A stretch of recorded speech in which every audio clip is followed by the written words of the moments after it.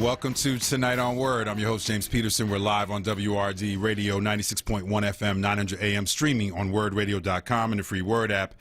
Download it now from the App Store or Google Play and take us with you wherever you go. Right at the top of the show, we'd love to hear from you. Give us a call, 215-634-8065, or toll free at 1-866-361-0900. We got a great show coming up for you tonight. We're going to keep the phone lines open for this first hour. And talk about some news items that we want to talk about. And then in the second hour, we have attorney Darrell Washington, who's representing a protester who survived an attack from police during protests where he was shot with rubber bullets. And so really interested to talk with this attorney and see exactly how his client's going to try to seek justice as somebody who's been out there on the front lines in this uprising. And of course, it's Monday, so today is Meditation Mondays. Can't wait to have Dr. Carol Penn take us out tonight with a little bit of mindful meditation. But before I even start with the news and things of that nature, I want to give a shout out to Hazel Edwards. I feel like they were great. That was the first time you heard a black trans woman guest hosting here on WRD. And the conversation, which is an important one, about the extent to which WRD and everybody within the black community really hears directly from the LGBTQIA community. I know sometimes that might be that's a tough conversation, and maybe that's a tough topic for some of our listeners to wrestle with, or some of the Tonight on Word listeners to wrestle with. But in terms of the path forward for the black community, we have got to be inclusive. That's why I wanted to shout Hazel Edwards out from the top and just say, again, even being on the airwaves, what they were doing by being on the airwaves is a powerful statement, not just on the part of WRD, but it's a powerful vision of the pathway forward, right? We have to be inclusive as a community. And this is not commenting on anybody's racial or religious or social beliefs. That's not what this is about. I'm just talking about it in terms of the specifics of how we move forward and how we make progress, right? Just from a human resources perspective, we can't really allow bias in our own community. We've got to continue to be progressive and inclusive in everything that we do. And I was really excited that WRD took that step right from the beginning. Now the phone lines are going to light up for me here, but before I get to them, I just want to say a couple of important stories that I think we should be thinking about in this moment. And let me preface this first one because I don't always cover what the president does or doesn't do. I try to make it clear where I stand with this president. Donald Trump is a terrible president, and he should be removed from office immediately. But many of you have probably been following the story about Russia putting bounties on American soldiers in Afghanistan.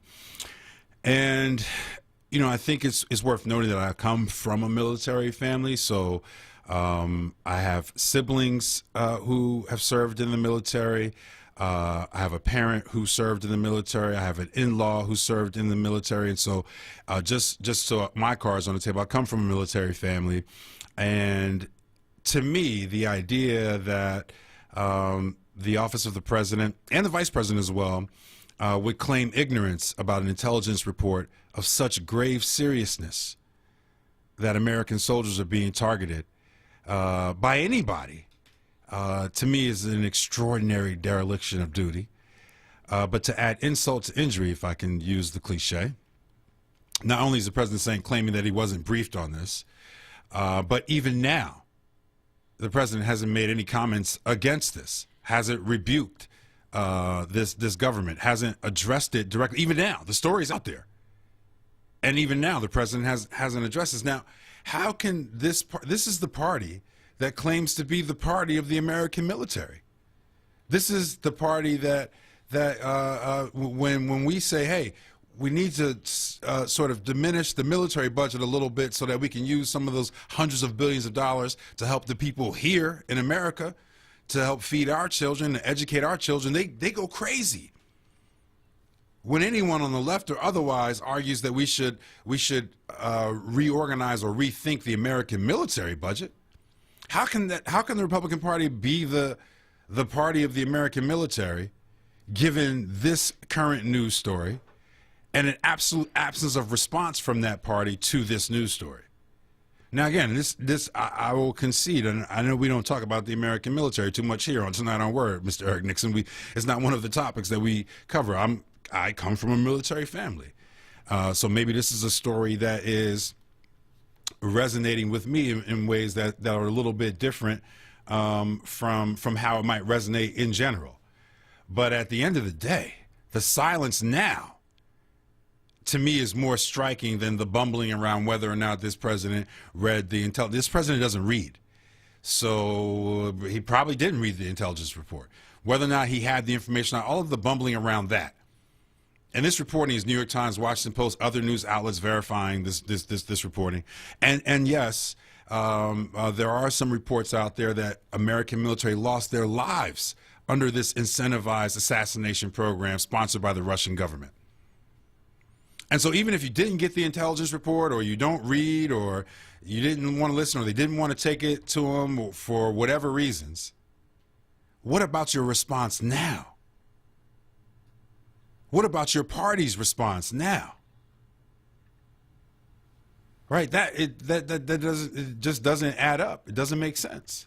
We're going to go to the phone lines, though. I don't want Mr. Eric Nixon to accuse me of being on a soapbox. So we're going to go to the phone lines. We got Brother Joe from Germantown. Brother Joe, welcome to Tonight on Word. Hey, Dr. Peterson, how you and Brother Eric doing? How y'all doing tonight? We're good. It's Monday, so anything can happen. It's the beginning of the week. It's all good.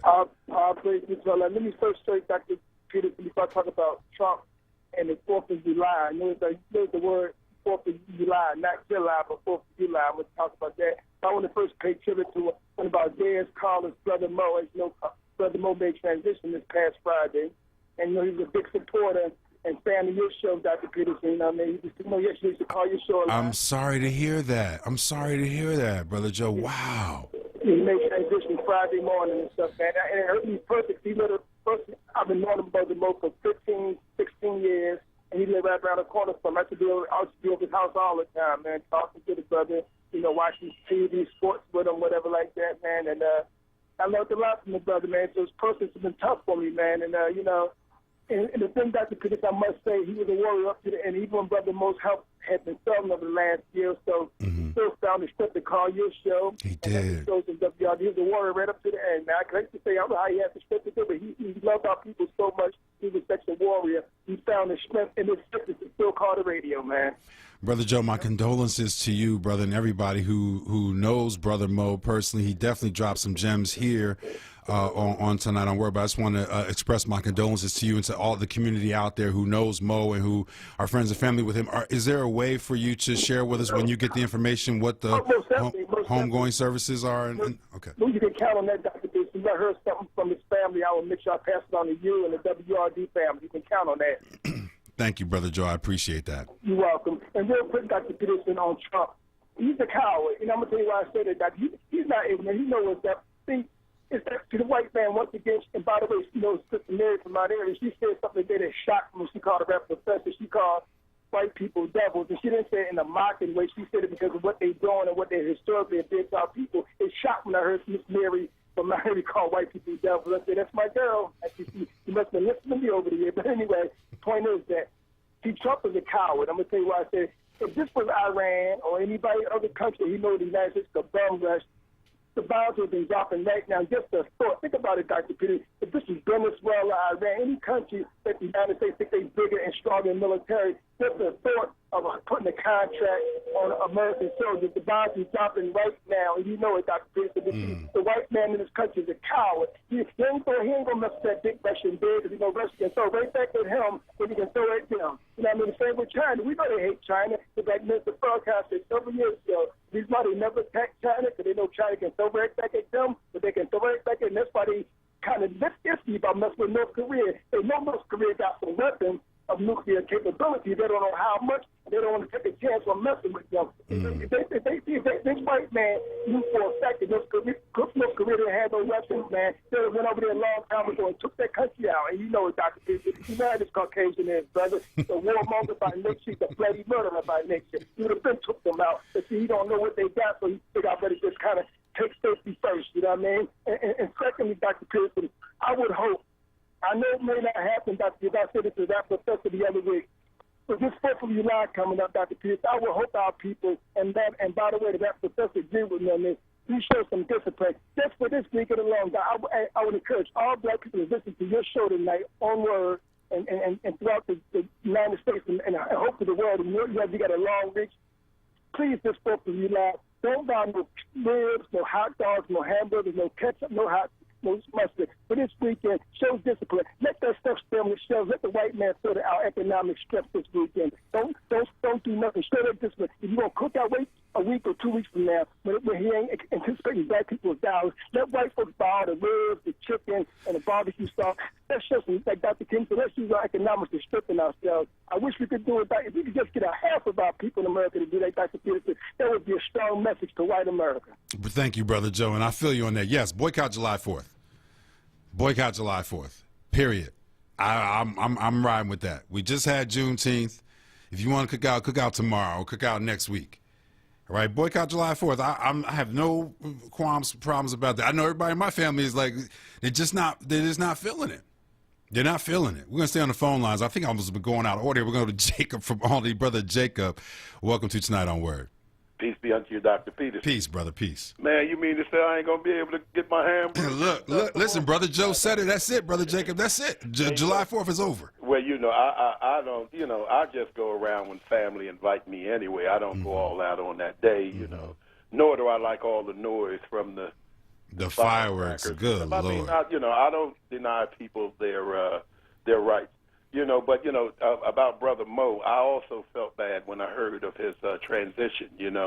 Even though we don't agree, I always say you don't agree with everybody in your family, but you still love them. Yeah. You still had that love. And I actually worked with Brother Mo before, and we used to say soldiered with him when we both used to wear FOI uniforms. Okay, so we go a long way back. But be that as it may. You were speaking, and when you first started speaking, before you got off of your box, which is good sometimes, because that we want to hear what you have to say about things.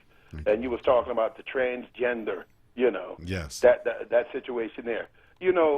Back when President Obama, when he helped the law get through where that they had their rights, a lot of my religious brothers and sisters from both of the religions started, like, oh, that's the worst thing.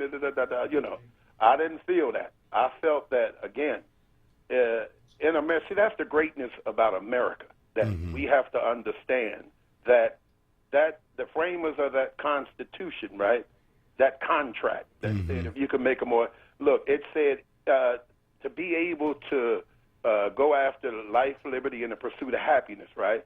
Now, as a Muslim, nobody in America stops me from doing my religion. Why would I want to stop somebody else from living their life? Excellent, again, Brother Jacob. Excellent point. Go ahead, though. Go ahead. Well, it's the truth. It said, know ye the truth. It's going to set us free. We're going to be freer after this COVID-19 than we've ever been, I think, since the Garden of Eden. But be that as it may, that's what I look at that. And, in the Quran, Allah says, let there be no compulsion in religion. This is what God say to the Muslim now. And so nobody is compelled to accept. If God could hang the sun, moon, and the stars, and the galaxies, and the life, and the bees, the birds, couldn't he make us do what he wanted to do if he wanted to do that? Right? Unless he ain't almighty, huh? But here's the deal. It's about us getting it. I'm telling you, this America, this is a great place, even though we got a lot of growing to do. I've been around the world. I've been to Mecca. I've been to Africa. And I'm telling you, it ain't no place like home, okay? Because, again, if you Donald Trump have never read the Constitution yet, because, I guess he would need a little help. We got tutorers at our school that help.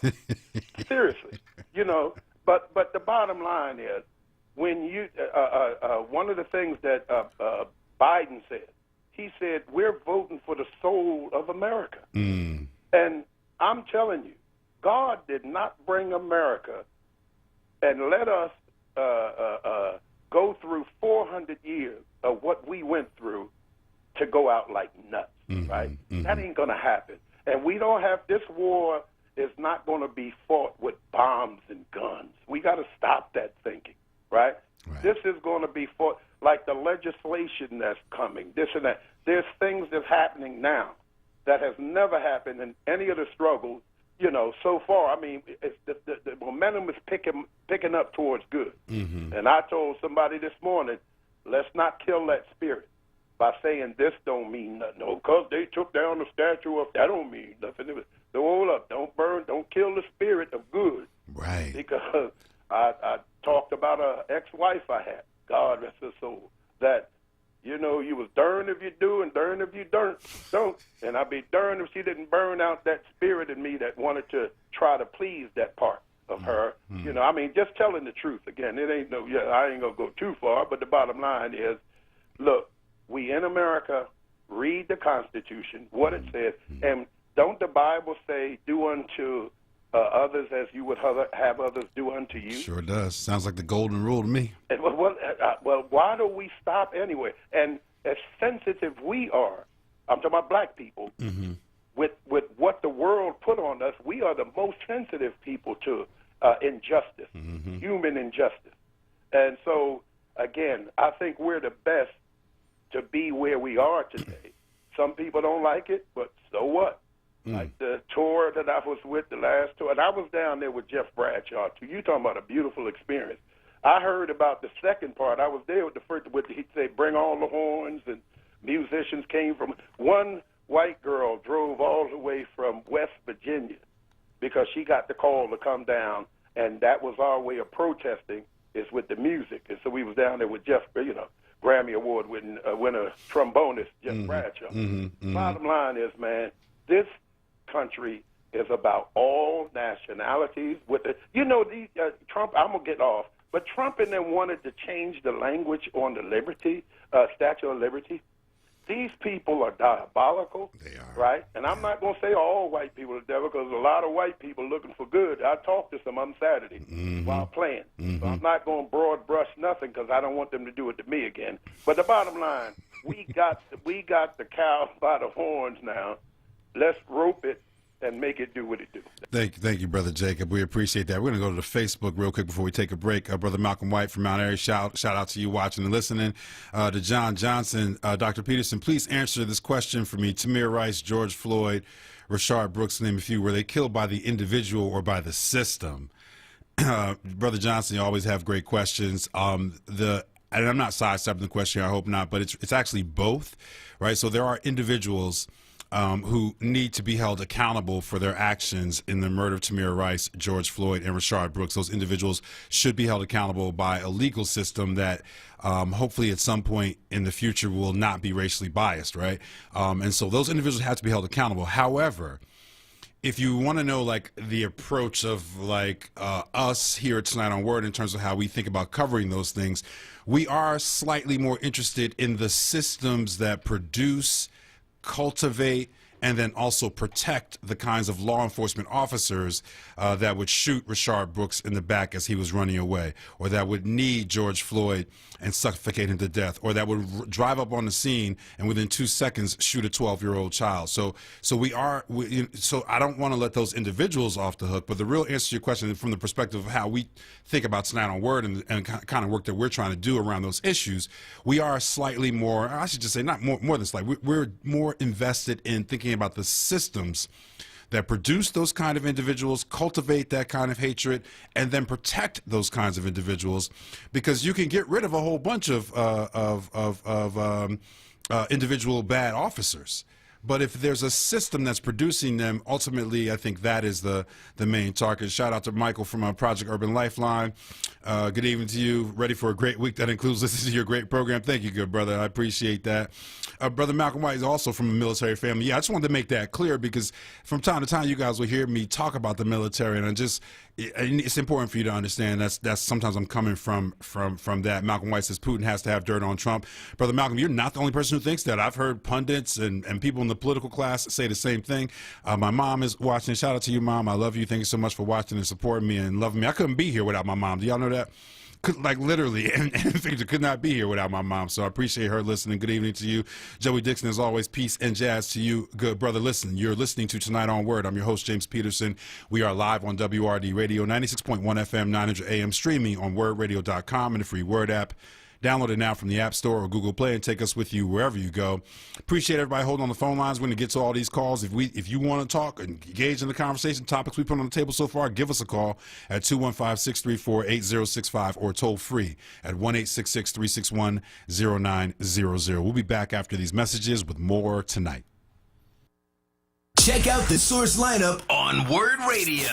Mondays, get ready for the rapping professor, Dr. Aaron Smith. On Tuesdays, it's Andrea Lawful Sanders. Then on Wednesdays, it's the Black Women's Leadership Council. On Thursdays, it's a second helping of Andrea Lawful Sanders. And on Fridays, it's Tiffany Bacon. Don't miss the Source. Monday through Thursday, 1 p.m. till 4 p.m. and Fridays, 10 a.m. till 1 p.m. Exclusively on Word Radio, 96.1 FM and 900 AM WURD. Streaming live on wordradio.com and on the Word Radio app.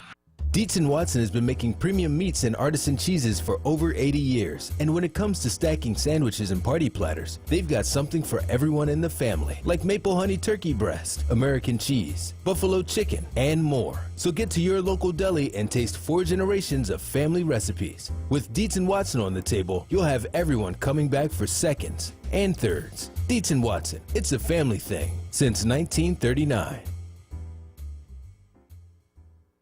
No fear, just facts. This is WURD, independent black media. In Pennsylvania, everyone counts, and everyone needs to participate in the census.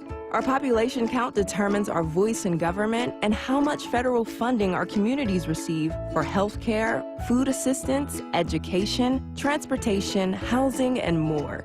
So every infant and child, every foreign and U.S. citizen, everyone matters. For a stronger future, we all need to count. To learn more, go to pa.gov/census. Word TV. We're streaming live video of this conversation right now. Tune in on YouTube at onWURD or on Facebook at forward. Word TV. Black Talk Media. Eyes are flashing always means that you are weary. Tonight on Word. Eyes are flashing always means that you are weary. Tonight on Word.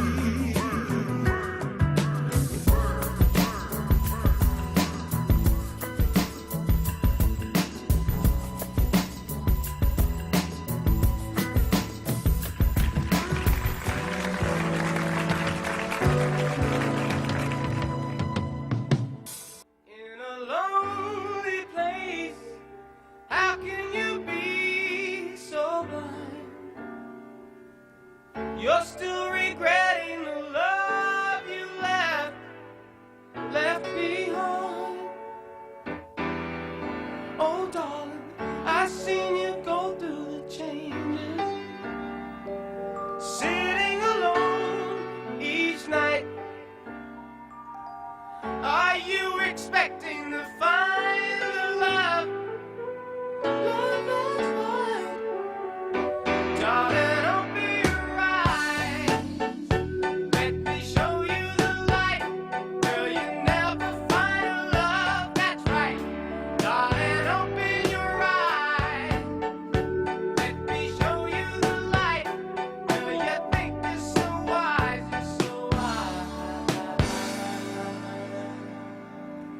there are times when you need someone. I will be by your side. I take my chances before they pass me by. Oh, darling, there is a light that shines special for you and me. You need to look at the other side. You'll agree. Darling, open your eyes. Let's Open Your Eyes by Bobby Caldwell. I got caught up in that song. You're listening to Tonight on Word. I'm your host, James Peterson. We're live on WRD Radio, 96.1 FM, 900 AM, streaming on wordradio.com and the free Word app. Download it now from the App Store or Google Play and take us with you wherever you go. We'd love to hear from you. Give us a call, 215-634-8065, or toll free at 1-866-361-0900. We're going to go back to the phone lines. We got Maurice from North Philly. Brother Maurice, welcome to Tonight on Word. Hey, Dr. Peterson, how's everything, bro? I'm good. I was sad to hear the news about Mo, Brother Maurice. I just literally just heard it coming on air today, so that was just very sad news. I'm glad I had a chance to hear that brother's voice on this radio, and I just send my condolences to all of you who are friends of his and comrades in the struggle with that brother. And I definitely like to do likewise because he was a strong advocate for the black community. Mm-hmm. Mm-hmm. You know, mm-hmm. especially for stuff doing for self. Mm-hmm. Well, Dr. Peterson, I call it tonight. You know, we beat this horse, but sometimes the horse is the one we got to beat. It was good seeing the brother at Mississippi, Ole Miss, stand up and told him to take the flag down. He wasn't going to play with it no longer. Yes. And that flag is coming down. Brother Maurice, Brother Maurice, I know you do a lot in the sports world. Can you explain to our listeners, because what people are going to see, Brother Maurice, they're going to see the news that Mississippi as a state is changing their flag. But can you explain how the star athlete at Ole Miss and the sort of energy around athletes in NCAA, at Kansas State, other places, how that's feeding into some of the activism that's delivering some of the results we're seeing, just so folks can get the backstory, please. Yes. Well, it started early this year. It started in January when the University of Mississippi State coach first came there. He made a racist statement.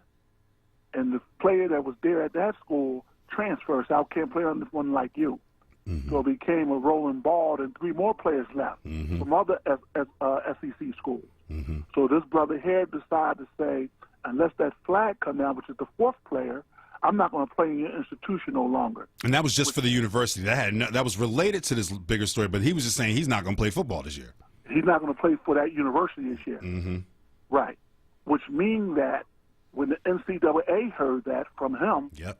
They put out a statement, well, we're not going to hold no championship games there also. That's right. So that means and the SEC not going to play there. That's right. A lot of revenue that's being driven out of Mississippi. That's right. And we have to be mindful. Mississippi is the #1 poor state for black America. It's also the largest black state, too. Largest percentage of black people. That's right. And poverty is we never seen the kind of poverty until you go to Mississippi. Right.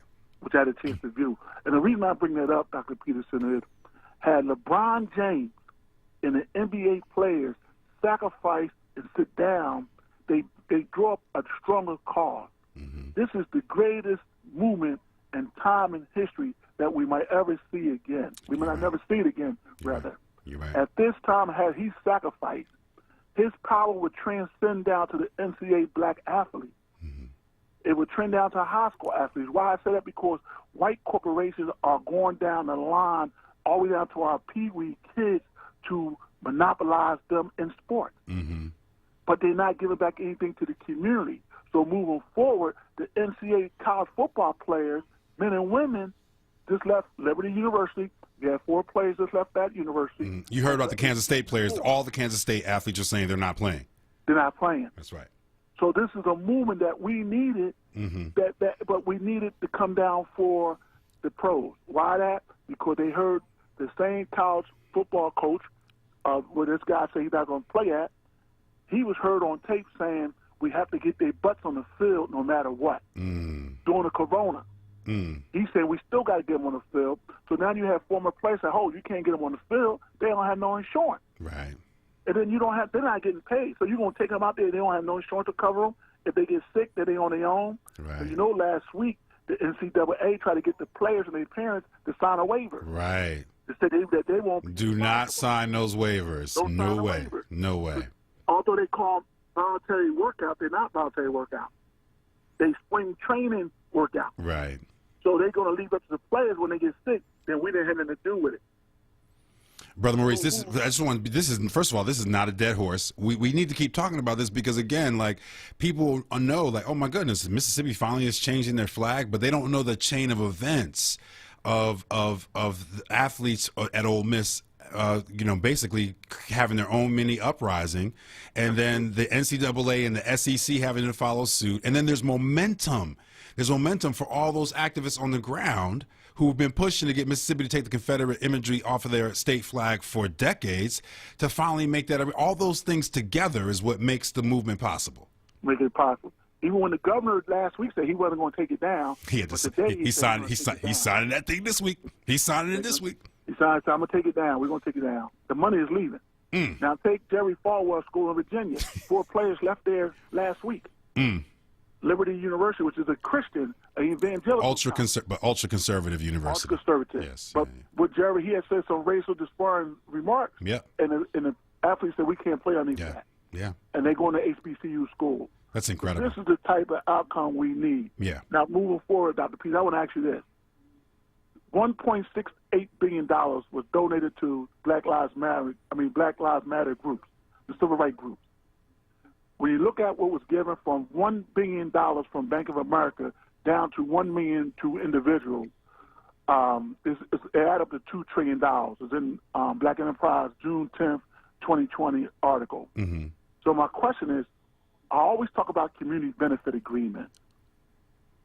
And we know we missed it twice on the Wall Street program, when the Wall Street gave that money before. And we missed it the second time when the tech companies in Silicon Valley gave the money to the black community. My question to you is, what's going to happen with this money here at this time when they're taking money in on behalf of the black community, just that the black community don't know they're taking this kind of money in? This is not the only group taking it. There's other people, especially a lot of white groups, are taking money in underneath the Civil Rights Bill on behalf of black people, but the black people don't know they're taking this kind of money in.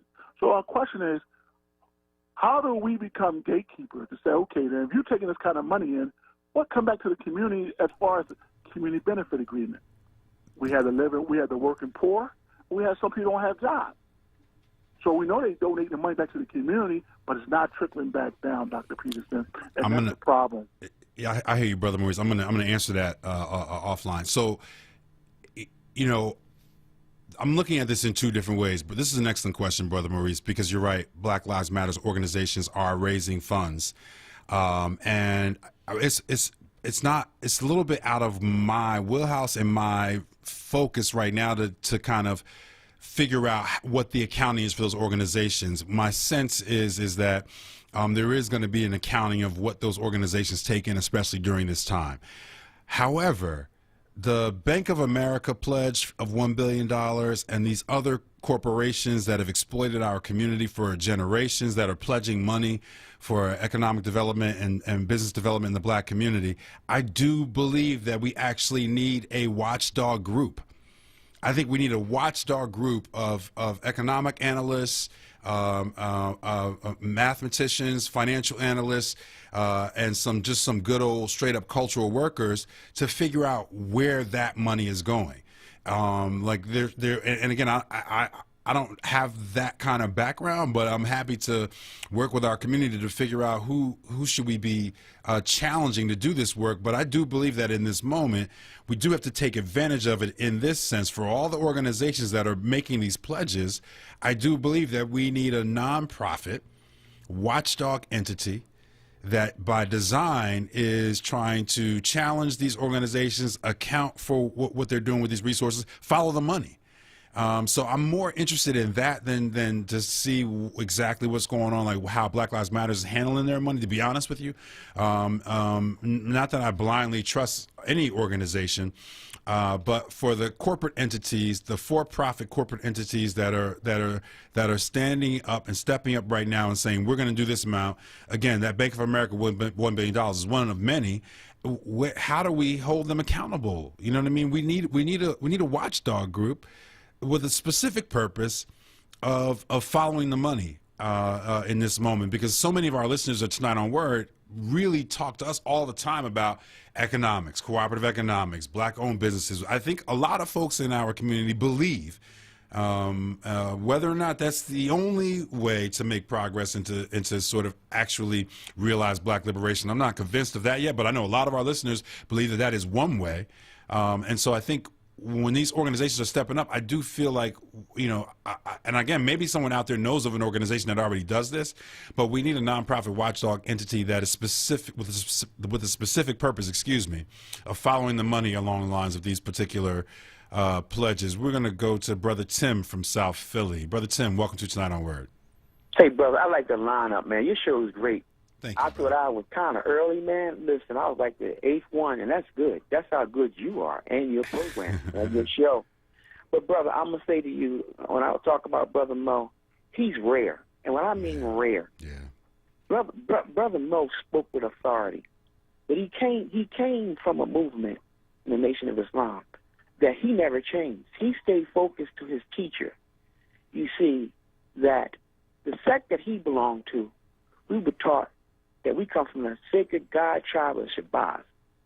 And if you look and know your history, you have to look at Browder and Kwesi. Because there's one thing to take a pilgrimage to Mecca, but there's another thing to take a pilgrimage to the Nile Valley. Because we're from the Nile Valley. And Mo understood that when the black man is God, he could prove that spirit was dependent upon matter. And at one time, the deities of the God-like or God tribe was in the Nile Valley. And we were referred to as that.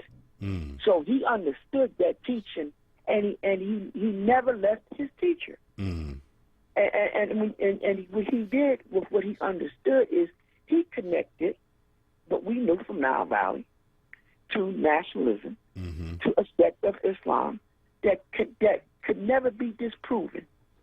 And when he goes and where he's at, he knows there's a heaven on earth, and he's going to become the base of it. And wherever he's at, I hope I'm there to speak on him, because he's the man that every time I think of him, I hear his voice. Yeah, he had a big. I mean, Brother Tim is such a. First of all, my condolences to you, and again, condolences to all of the WRD family connected to Mo and to Mo's family. It's hard to just come on air and just hear that news, and just the first thing I thought about when Brother Joe was talking about, just his voice is so distinct.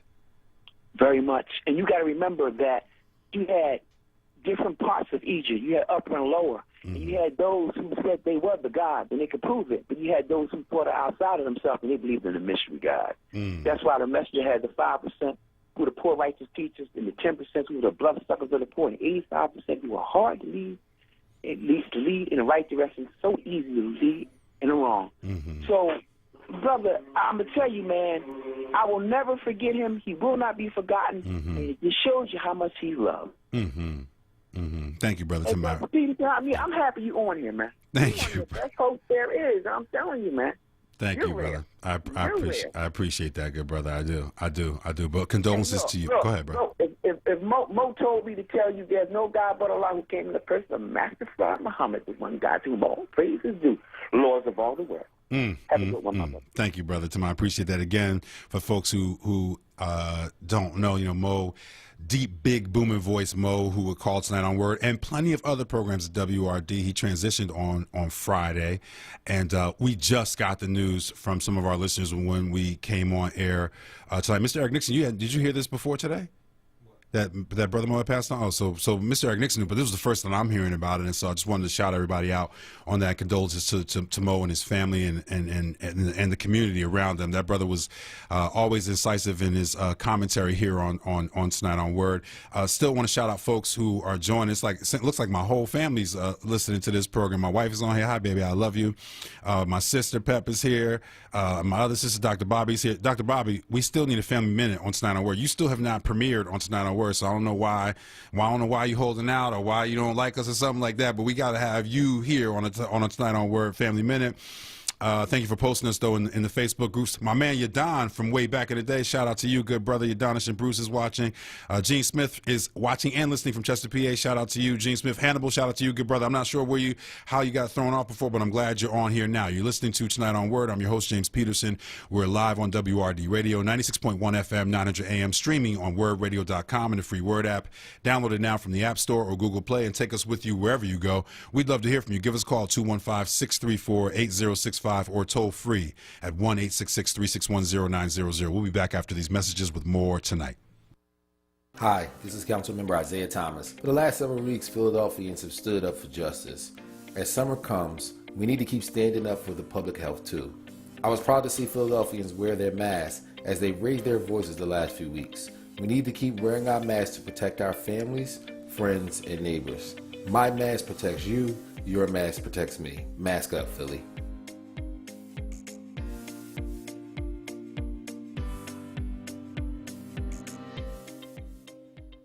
Support independent black media and join the 4Word movement now at 215-425-7875 or visit wordradio.com.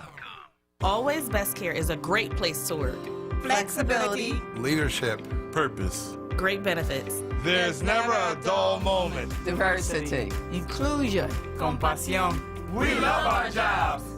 If you're looking for a great place to work, you can join our compassionate Team Green. You can apply online at teamgreenabc.com or call 267-909-9248. Teamwork makes the dream work. Word TV. We're streaming live video of this conversation right now. Tune in on YouTube at onWURD or on Facebook at 4Word. Word TV. Black Talk Media.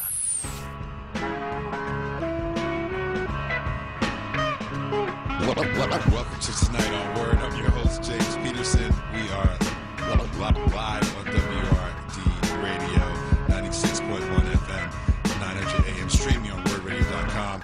Download the app from the Google Store.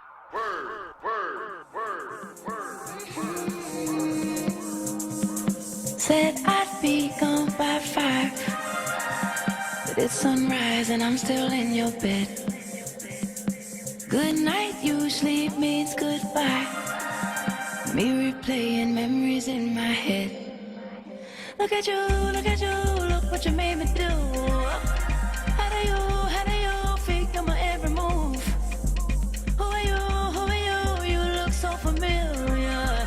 I know you, baby, I know the truth. We got way too much in common. If I'm being honest with you, we got way too much in common. Since I'm being honest with you, who wants to love somebody like me? You wanna love somebody like me? If you could love somebody like me, you must be messed up too. Who wants to love somebody like me? You wanna love somebody like me? If you could love somebody like me, you must be messed up too. We used to talk till midnight. All those days that you stayed at my house, we were just passing the time. When we were young and we ain't had no vows. Nah, maybe later on I'll text you and maybe you'll reply. We both know we had no patience together day and night. Getting high on our supply, yeah, we ain't satisfied. I could love you all occasions. We got way too much in common. If I'm being honest with you, we got way too much in common. Since I'm being honest with you, who wants to love somebody like me? You wanna love somebody like me? If you could love somebody like me, you must be messed up too. Who wants to love somebody like me? You wanna love somebody like me? If you could love somebody like me, you must be messed up too. Messed up too. Messed up too. Just like you. Messed up too. Messed up too. Just like That's In Common by Alicia Keys. You're listening to Tonight on Word. I'm your host, James Peterson. We're live on WRD Radio, 96.1 FM, 900 AM, streaming on wordradio.com and the free Word app. Download it now from the App Store or Google Play and take us with you wherever you go. We'd love to hear from you. Give us a call, 215-634-8065. That's 215-634-8065 or toll free at 1-866-361-0900. We're going to go back to the phone lines here. We got Brother Tyrone from North Philly. Brother Tyrone, welcome to Tonight on Word. Brother Tyrone, did we lose you? Oh, man, sorry, Brother Tyrone. I know you're on hold for a long time. You definitely can call back if you want to. We've been going through a couple of different sets of topics here. First, condolences to the good brother Mo and his family and all of the listeners out there who knew Mo. I was just now hearing about him. I'm hoping that our brother Joe, somebody will share some of the information around his homegoing services so we can commemorate that and mark that moment here on tonight on Word. I opened the program first giving a shout out to Hazel Edwards, the trans woman who guest hosted for Sincerely Sarita today, and just kind of thinking together as a community about the significance of us being inclusive as a community, of everybody in our community.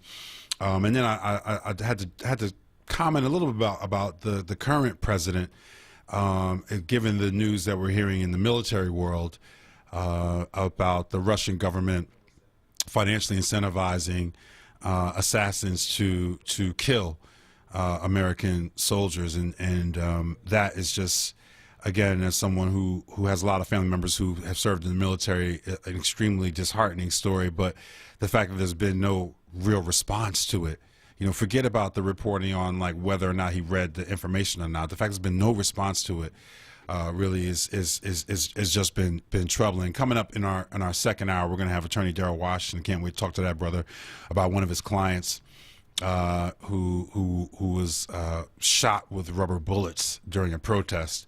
It's kind of a story we don't think that much about, so I'm happy to get some insight on that. But we probably need to get back to the phone lines here.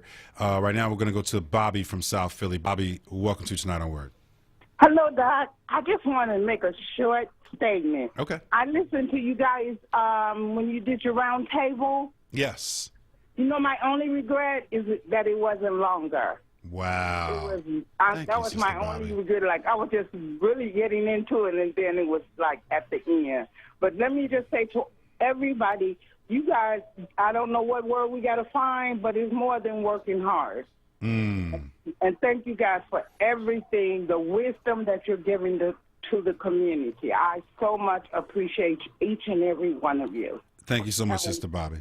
Bye-bye. We appreciate that. Yeah, we for those, Sister Bobby's talking about a host roundtable moderated by Sarah Lomax Reese that we did last Thursday, maybe, in conjunction with BBC. It was an honor to be on there with not all, but many of the hosts here at WRD. I hope we continue to do that kind of thing, rotate the different hosts to get them in and out. It's great to be there with that kind of brain power. We're going to stay on the phone lines. We're going to go to Brother Tyrone from North Philly. Brother Tyrone, welcome to Tonight on Word. Hey, peace and blessings, good brother. Peace, good brother. And thank you, man, for allowing me to share. Yeah. Not only was that brother real, but Brother Mo, he spoke from experience. And he spoke from how he lived through his experience. And when he shared it with pure knowledge. And, and I just pray that he had an opportunity to hear the program on Thursday. Because it was all that and more. So, Dr. Peterson, if you don't mind me, brother, just going a real quick flashback on Thursday, man. First of all, every one of y'all was brilliant. Thank you, brother. But you were brilliant with the throwback question to our sister. Yes. And let me say this to you why I'm saying you was brilliant with it, brother. Because, see, you gave her the opportunity to interject her brilliance, right? Not only her, her brilliance in terms of all the stuff that she's, been involved in and all the stuff that she's a part of. Yeah. And even though she was moderating and asking questions and could have interjected at any time, but you gave her the opportunity to engage her in the conversation. And I know, without question, she appreciated that. So, good brother, when that sister made the comment, I don't think that you needed to say you apologize for, throwing, I call it the throwback at her, because that was righteous, man, and that was who you are. So we appreciate you doing that, my man. Thank you, brother. And again, brother, that was an hour of pure exceptionalism. And like I said, if Brother Mo was listening, I know he would have had a comment that would have said, "You know, y'all was all that in a bag of chips." Brother. Thank you for allowing me to share. Thank you, Brother Tyrone. Condolences to you again, and to everybody who befriended Mo and heard his powerful booming voice on these airwaves. We just we're gonna hold up his family in the light right now. Just so you folks can understand what Tyrone was talking about. So we did this host roundtable. It was moderated by Sarah Lomax Reese. The final question, which was about like pathway forward, looking forward, and all of the questions were about how the hosts engage the community around important topics right now. And for whatever reason, Sarah's a great moderator, and so there's different rounds, and so it just so happens that I was the last or second to last person of the last round of that program, and all the hosts went before me said all these incredible things, and as someone who has moderated a lot of panels, first of all, I know the role well, but second of all, I also know that Sarah Lomax Reese is brilliant. She's insightful. She's a deep critical thinker. And in terms of us having like on display, like all the, not all, but many of the WRD hosts, eventually, hopefully it'll be all that'll get rotated in and out of that roundtable format. I actually wanted to hear from Sarah about her answering that question. So, but what Brother Tyrone is talking about is, there was a sister who called in, I guess, on Thursday night who had heard that piece of it and thought that it was disrespect for me to kind of put the question back on Sarah Lomax Reese. And Brother Tyrone, here's what I've learned in my life. I get a lot of love from my family, from my wife, from my children. I get a lot of love from my siblings and my mother and my father. I get a lot of love from listeners and people in the community, and sometimes everything you get is not love, right? Sometimes people hear things one way or they interpret it somewhat differently. Sister Mary interpreted that exchange between myself and Sarah Lomax Reese a certain way. She's entitled to that interpretation. So what I was apologizing for was that if anybody, like Sister Mary, thought that I was in any way trying to be disrespectful, maybe I was too flippant in how I redirected the question. Maybe my tone was not right. I'm not sure. You know what I mean? As I feel like I'm a good communicator, but I also know from experience that sometimes people misinterpret my communication. And so my apology was just, if anybody thought I was being disrespectful, I don't want anybody to think that, because that was not my intent. I don't think it came across that way, but I also just want to make sure if anybody else felt the way that Mary did, just know it was nothing but respect. And honestly, it was like a genuine interest in wanting to hear Sarah's response to that question. So that's what Brother Tyrone was talking about. I appreciate you bringing that up, Brother Tyrone. I appreciate your support. We're going to stay on the phone lines and go to Brother Maurice from Southwest Philly. Brother Maurice, welcome to Tonight on Word. Oh, it's good to hear from you, Doc. Let me tell you something. The brothers here on URD are like family that I haven't seen in a long time. Like, I never met Mo, but I've heard him for years. Years laying down this knowledge. And Brother Tyrone, I follow him through all the shows, too. And I follow Germantown Joe. Me and him always going at it. We either disagree or this. But what I'm trying to say is, I have friendships with these people outside the radio. We call each other and discuss issues. And I'm telling you, when I heard that news, it was like family member in my house just dropped. Wow. That's how I felt. We started calling each other, and every time I told a different person, it was like disbelief. But that's how powerful his voice was. The only voice I can compare to his is Emmanuel Glenn, because his voice is strong like that. And when you see him, you're trying to put the voice and the face together. It never matches, but it's a beautiful thing. And I just want to say one thing about this family. I disagree with a lot of hosts, but guess what? That's love, because by me disagreeing makes me go back and research more. And whether I'm right or wrong, it doesn't matter. I got an education. And that's why I love this radio station so much. Cody Anderson is my mentor. Cody can tell me to jump off a roof, and I might blindly just jump off without even thinking. That's how much I love that man. because I remember him back in the day when I just thought he was a jamming guy. I didn't know he had so much knowledge. Right. And now that when you joined this station, it was icing on the cake. and look, I don't want to forget Troy and Frosty, because they've become family too. Yeah, that's right. You know, because they're the lifeline between us all together. Right. And don't let me not forget the females, Jamila, Mary, and all of them too. Kayla J, we got a great lineup around here. Yes, sir. You got them all of them. I love them all. Sarita, all of them. Mm-hmm. But what I'm trying to say is, I really don't want to express no politics tonight. I just want to tell everybody that's listening to this station, I love all of you.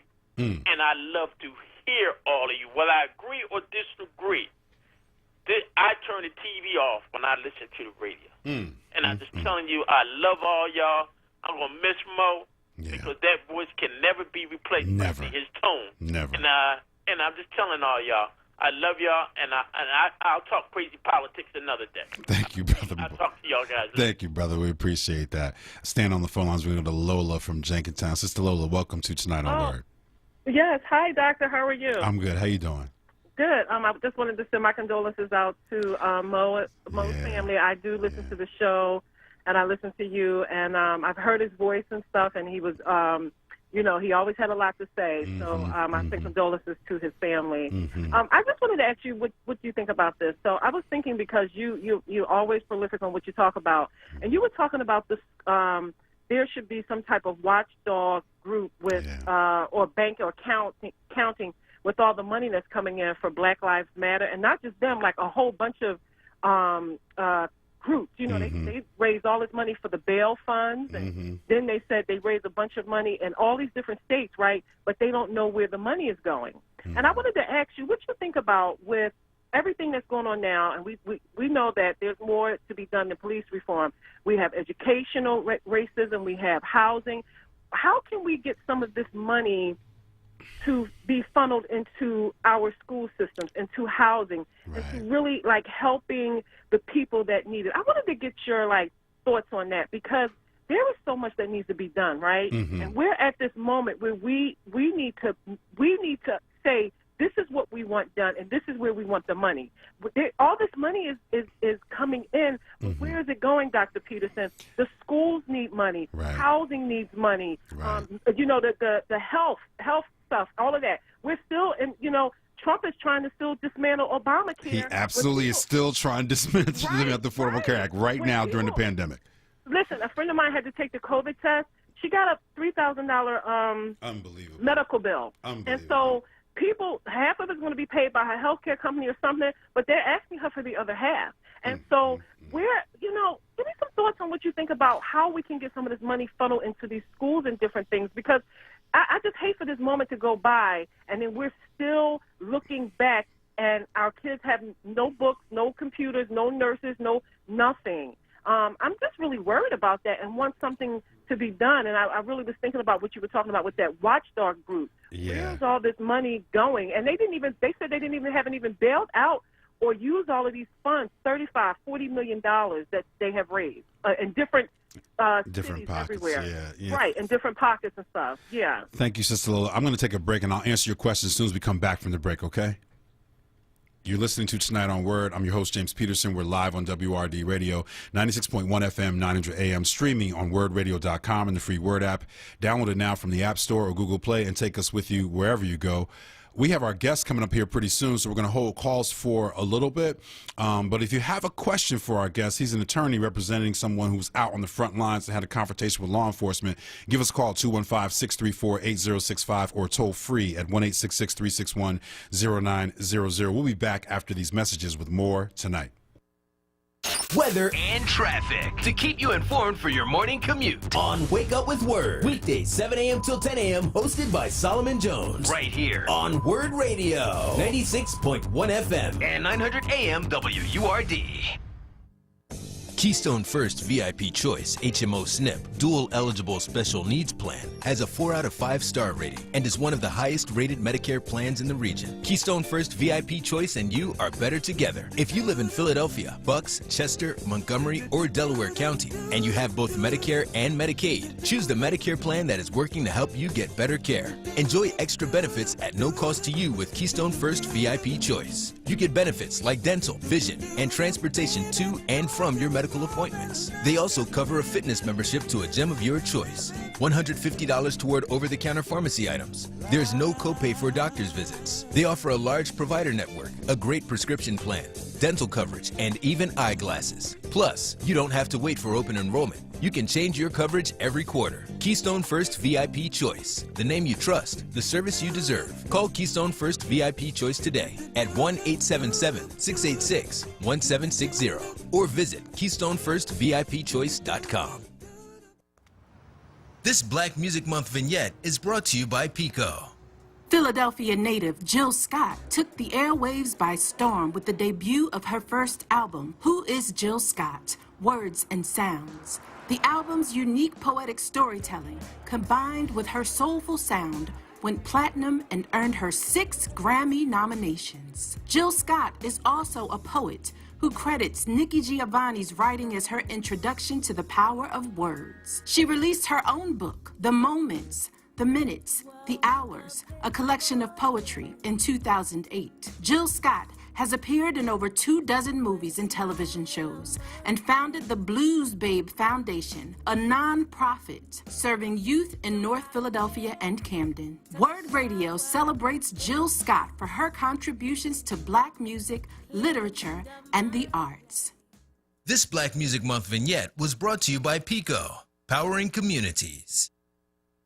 We are progressive and proud and interactive. Follow us on Twitter, Instagram, and YouTube at onWURD. This is Word Radio, 96.1 FM and 900 AM WURD Philadelphia. Streaming live at wordradio.com.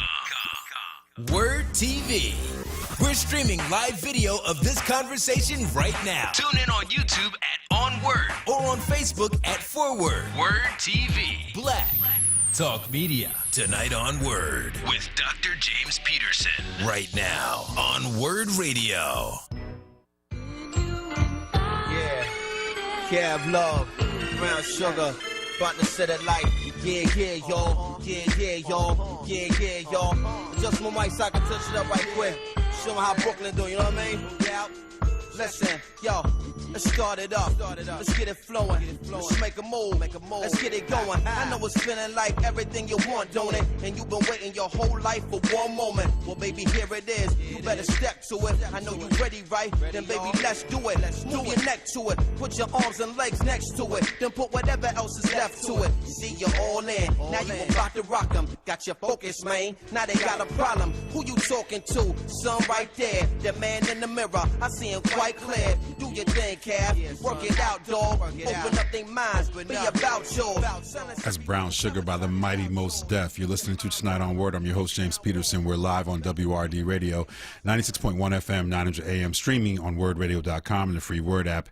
Download it now from the App Store or Google Play and take us with you wherever you go. I want to answer Sister Lola from Jenkintown's question about the Watchdog piece, and Sister Lola, maybe you didn't hear the full piece. What I first said was I'm less interested in figuring out like what Black Lives Matter is doing with their donations, or even things like bail funds, because if bail funds have taken in a lot of cash, I would want them to keep that cash, because there's always challenges in our prison industrial complex about folks needing to get bailed out. I always think about the Khalif Browder situation. A young man who ended up spending years in Rikers for allegedly having stolen a backpack, right? And this is a terrible story. But I think about that. The reason why he ended up staying there for that time, because he couldn't afford the bail to get out. And so cash bail itself is a civil and human rights issue, especially in the African-American community. So I think if the bail funds, the nonprofit bail funds that are collecting dollars to help protesters and things of that nature, if they're getting cashed up right now, I want them to keep those resources to be able to continue to use them to get folks out of bail even beyond this particular moment. But the watchdog entity that I'm thinking of, and again, maybe we just need to figure out how to create one of these, or maybe we can do this in some modicum in terms of the work that we do here at WRD. Is I want to know, like, for these companies who are making these pledges, Bank of America said $1 billion. I don't have the whole list, but other companies say we're going to put this up, or we're going to invest here, we're going to invest there. I want a watchdog entity for those companies to follow the money and see where those resources actually go. Do they actually come into our community? But one of the things that's really urgent for us right now, and I'm just starting to do a little bit of research on this, and I don't want to belabor it too long because our guest is on, and I want to get him in as soon as possible, but we're looking at a serious challenge going forward around housing across the nation. And this is a challenge. We've always had a challenge with low income and affordable housing here in the city of Philadelphia. But the challenge nationwide is going to be that unless municipalities, counties, and states do something about rent, suspend rent, continue to suspend evictions, we are going to have a housing crisis in this nation that we've never seen before. The legal proceedings for a lot of evictions are already piling up in courthouses, just waiting for the moment when the eviction moratorium is gone so that folks can be put out of their homes. And because we didn't suspend rent, we didn't suspend mortgages, the federal government could have made an intervention that worked with folks who were out of work to do that, but this federal government didn't do that. The only sort of, if we're thinking about like future things and the accountability for resources coming in, I would want us to start to think about the housing crisis that's looming ahead.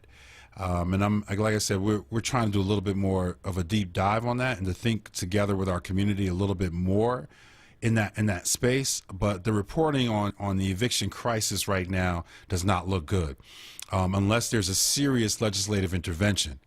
Unless there's rent suspension, rent cancellation, mortgage suspension, or mortgage cancellation, we will be looking at an eviction crisis, an affordable housing crisis, the likes of which we've never seen in this nation. And so I hear you on the education piece. You're right. We've got to get resources into our schools. But I'm feeling, based upon the news that's coming out in terms of the consequences and outcomes of this pandemic, that the looming eviction crisis is something that we really need to be paying closer attention to, and I'll be paying closer attention to that, Sister Lola. So I appreciate that call and the question. I hope I answered your question accurately. My next guest is someone I've been looking forward to talking to for some time now. Attorney Darrell K. Washington is the managing partner of Washington law firm PC. Mr. Washington represents clients with civil rights violations, including police brutality and wrongful deaths, business transactions, insurance defense, sports, and entertainment. Mr. Washington, or Attorney Washington, was Attorney of the Year in 2007 by the National Bar Association's in Sports, Entertainment, and Art section, and he's doing extraordinary work in the great city of Dallas. Attorney Darrell Washington, welcome to Tonight on Word. How are you doing? I'm doing okay, sir. I really appreciate you taking time out of your busy schedule to join us here on Tonight on Word. How are you, sir? Man, all is well. All is well. There's a lot going on right now, but it is always great, man, just to take some time off and to spend some time on your show. So I'm looking forward to having this dialogue with you. Thank you, sir. I understand that there may be some things that you can't tell us specifically about your case, but you knew when I reached out to you for this, I wanted to talk about Brandon. Is it Saines or Saines?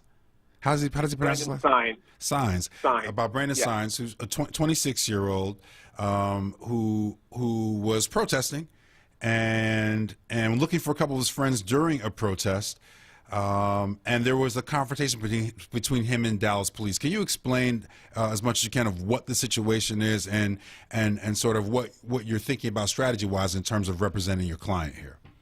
Sure. Brandon's case is one of many that we have currently going on in Dallas right now. As you know, individuals have been protesting in Dallas and all throughout the country, which is great. And I encourage people to continue to let their voices be heard, because I can tell you, James, man, we've been getting more movement in police reform than I've seen in the last 15 to 20 years. However, Brandon and a number of individuals were downtown Dallas, peacefully protesting. There was no violence. There was no one causing any type of problems whatsoever. These officers, within 10 feet of Brandon, fired a gun at him that contained a rubber bullet and hit Brandon directly in his left eye. The thing that is most disheartening about the entire situation, these officers did not come to see if Brandon was okay. This young man was on the ground bleeding, pleading for help, and luckily we had a few brave individuals who were out there that administered some type of aid to Brandon and was able to get him to the hospital. But not only did these police officers shoot Brandon in the eye, but they violated their own general orders that requires them to administer aid to a suspect. So it was a horrible situation. So I think some folks don't understand like what a rubber bullet is. I mean, I think people understand that it's less lethal, but what exactly is a rubber bullet? Because Brandon, unfortunately, is not the only protester who has been shot with rubber bullets. And also, unfortunately, and you know this already, Attorney Washington, he's also not the only person who's lost sight in his eye or had his eyes damaged by rubber bullets. So what is a rubber bullet, and why are there so many protesters and journalists who are coming up with fairly severe injuries from these rubber bullet shots? Sure, and let me clarify one thing. They call this less lethal force, but I will tell you, in the manner that these police officers have been using these rubber bullets, they have been deadly force. And as you know, with these bullets, it's not really a good way to aim at a target. Those guns are designed to shoot at the ground, not designed to shoot at any part of a person's body. But the way these officers have been using this is that they have been pointing directly at people's face. And again, we have to understand, protesters are out there protesting against excessive force. So you have a lot of these officers who are committing excessive force out at the protest upset that these protesters are getting so much movement. So they're using these foam or rubber bullets. And these bullets, if you ever seen one, it's just a hard substance. It doesn't feel like rubber at all. That's what I want listeners to understand. It's not like a Nerf bullet. It is not like that whatsoever. And if you shot with one of those at close range, well, you've seen what it can do. And just to tell you the injury that Brandon is suffering now, Brandon had his left eye removed. Brandon had to have reconstructive surgery to his left eye socket. He has 27 staples that were placed in his head. So, this is a very severe injury that Brandon suffered. And again, not only Brandon, but a number of other individuals suffered severe injuries as a result of the use of these rubber bullets. But one thing that happened, James, is that we filed a temporary restraining order against the city of Dallas and the Dallas Police Department to stop them from using these bullets doing peaceful protests. And we were able to actually turn it into a preliminary injunction where they agreed not to use them for the next 90 days. That's awesome. Congratulations. It is our hope that we're going to get this eliminated totally because, again, I've come to two conclusions when they're using these guns. The first one is either they're doing it intentionally, or secondly, they're using these guns without the proper training. And as you know, both of those are deadly consequences. Attorney Washington, Dallas has had a complicated history, and the Dallas region has had a complicated history around law enforcement and the black community. Can you give folks some sense of what that history is, and tell us whether or not that shapes or informs your work with your client who unfortunately has lost his eye and other injuries? Sure. As you know, Dallas, we are well known for these cases. Most people are probably aware or familiar with the Bolton John case. Bolton John was the young man who was sitting in his apartment, eating ice cream, watching a football game, when this police officer walked into his apartment and took his life. I mean, that's only one of many cases. Right. We have Jordan up with 15-year-old kid who was shot in the head after leaving a teenage party. But the thing, if anything positive came out of those two cases, we were able to get convictions against both police officers in those cases. But we have so many more of these cases that are going on each and every day here in Dallas. And I tell people all the time, as egregious as the George Floyd case was, for every one George Floyd case that we hear of, there are thousands of families who are pleading for help, who don't get help because it's just not enough of attorneys to take these cases. So it is a bad situation here in Dallas. It's a bad situation throughout the country. But, again, until people let their voices be heard, until people continue to discuss this qualified immunity issue, we're going to continue to have these problems. And as I say, I want to feel that it's an issue of training, but when I see how a lot of these shootings are taking place, it's also an issue of racism, because I've seen a number of unarmed African Americans killed in situations that white people have been able to walk away from. And you often wonder, well, if they're able to use that de-escalation technique when it doesn't involve an unarmed African American, why is it such a difficult for them to use those same techniques when we're dealing with the unarmed black man? It's problematic. It is. Attorney Washington, we need to take a quick break, but when we come back, I do want to ask a couple of questions just about, the pathway forward, why it's difficult for us to even draw more attention to these kind of, here's the thing about less lethal. Unfortunately, the less lethal cases of police brutality also don't rise to the level of some of these other ones. So I'd love to hear some of your thoughts on that, but we got to take a break, and we'll come back and get right back to it. You're listening to Tonight on Word. I'm your host, James Peterson. We're live on WRD Radio, 96.1 FM, 900 AM, streaming on wordradio.com and the free Word app. Download it now from the App Store or Google Play and take us with you wherever you go. My guest is Attorney Darrell K. Washington. Mr. Washington is the managing partner of Washington Law Firm, PC. Mr. Washington represents clients with civil rights violations, including police brutality and wrongful deaths. We'll be back after these messages with more tonight. Check out the Source lineup on Word Radio.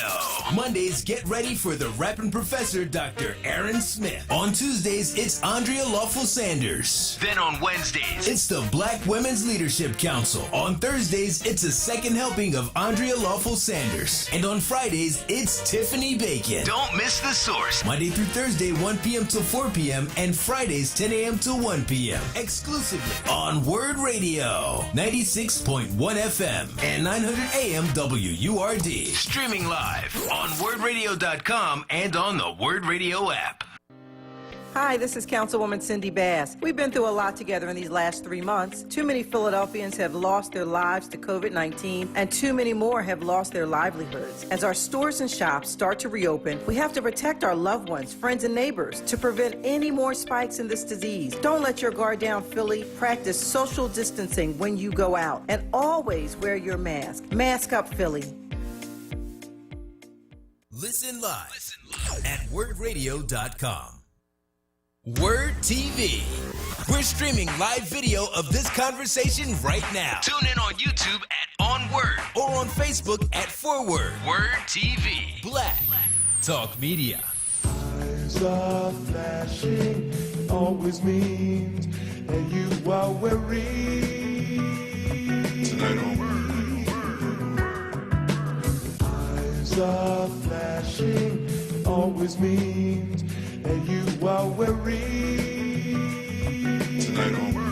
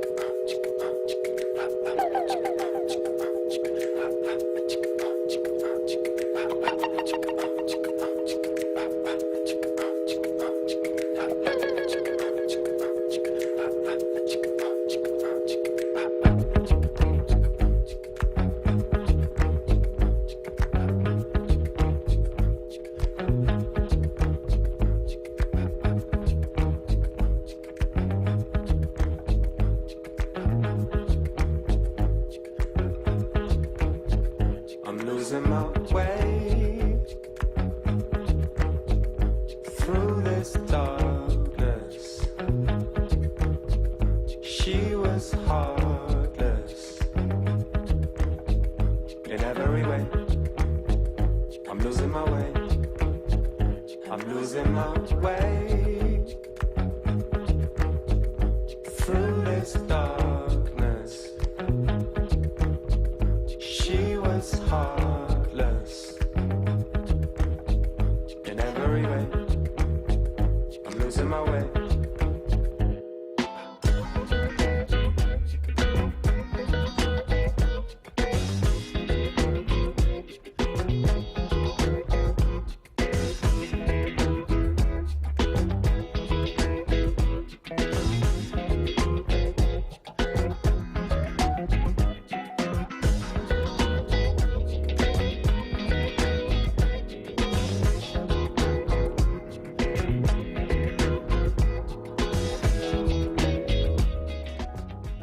That's Losing My Way by FKJ and Tom Mish.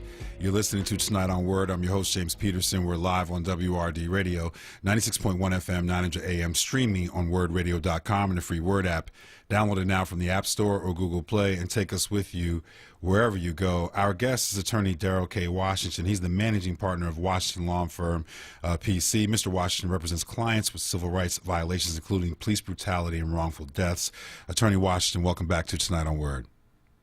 Sure. Thank you. Thank you, James. So before we went to break, I one of the reasons why this case, your client's case, was interesting to me is because, one, we're seeing this happen all over the nation.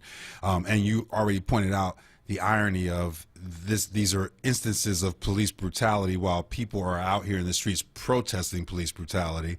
But also because of the way that the news cycles work and the way that the kind of Black Lives Matter movement has been working on these kinds of cases, fatalities sometimes, not always, sometimes rise to the level of national attention, but brutality does not do so as much anymore, which I think is an unfortunate consequence of the moment that we're in. So I wonder if you could talk a little bit about why you decided to take on this case and how this kind of case is indicative of a larger national problem that we're not maybe talking about enough.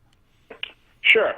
I mean, this case, James, was it was an easy case to take on. I mean, the injury that Brandon suffered was totally unacceptable. You have a young man who was 25 years old at the time, who's experienced a life-changing event. This is a young man who was not causing any problems, just a great person, a great father, and just to see what he's gone through right now. I was talking to Brandon just last night, and one of the things that I didn't even know, Brandon has a young daughter. And Brandon said when he came home from the hospital, his daughter was afraid of him. And he was like, that hurt him more than the injury that he's currently suffering from, because his daughter didn't want to come to him. She was afraid of him. So for Brandon to have to go through that and to hear those stories, that just makes you want to fight even harder. Now, the corruption that we have taking place here in Dallas, they know who shot Brandon in the face. Okay, there were multiple police officers in the area. Not one of the police officers have come forward. The chief has not taken a position or taken a stance that, she's told the public that we're going to find the person responsible for that. So the very issues that have caused people so many concerns, the transparency. The blue wall of steel, the blue wall of silence. Right. We having it happen right here in Dallas. So, when Minnesota took the action against the police officers, we saw all these chiefs of police throughout the country commending them for the swift action. Yet these guys are being hypocrites when it comes to the very action that's taking place in their own communities. So it is totally unacceptable that this happened on May 30th. All the technology that we have in Dallas, that we still today don't have the person responsible for blinding Brandon. It's just not right. It's not acceptable, and we need to make sure that we change this. From your perspective, two questions really. Will you still be able to mount your case if you don't have a specific individual? Like, will you be able to charge the police department en masse for this? And then number two, Brother Brandon is, I don't know what kind of work he did before, but this is this is a lifelong impact for him. What, from your perspective, what does justice look like for Brandon and his family? Justice, the number one thing that Brandon wants to see is Brandon, and I really commend him on this, is that he doesn't want this to happen to anyone else, which is why he's putting his story out there. Normally, James, people in the condition that Brandon is in, the young man has been disfigured.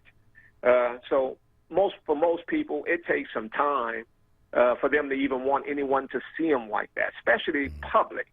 But Brandon has come forward. He's had the courage, and he said, look, I don't want this to happen to no one else, and the way I'm going to do this is by letting them see what happened to me. That's the very first thing.